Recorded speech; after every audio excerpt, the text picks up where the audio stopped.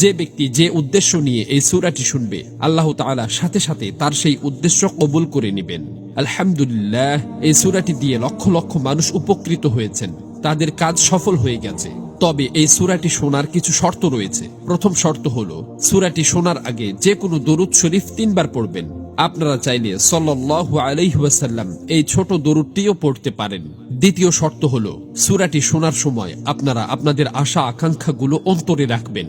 এরপর সূরাটি প্রথম থেকে শেষ পর্যন্ত শুনতে হবে। কোনোভাবেই সূরাটি অসম্পূর্ণ রেখে যাবেন না।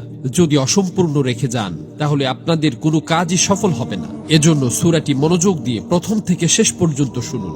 ইনশাআল্লাহ এই সূরা শেষ হওয়ার আগেই আপনাদের সকল কাজ ঠিক হয়ে যাবে, মনের সকল আশা আকাঙ্ক্ষা পূরণ হয়ে যাবে। বিশ্বাস না হলে একবার শুনেই দেখুন, নিজের চোখেই বিশ্বাস করতে পারবেন না।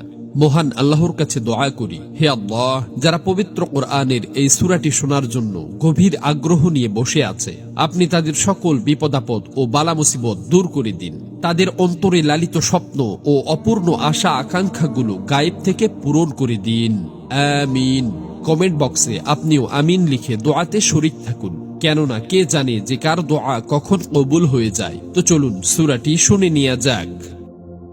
أعوذ بالله من الشيطان الرجيم.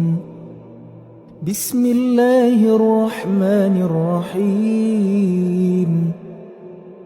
سورة أنزلناها وفرضناها وأنزلنا فيها آيات بينات لعلكم تذكرون.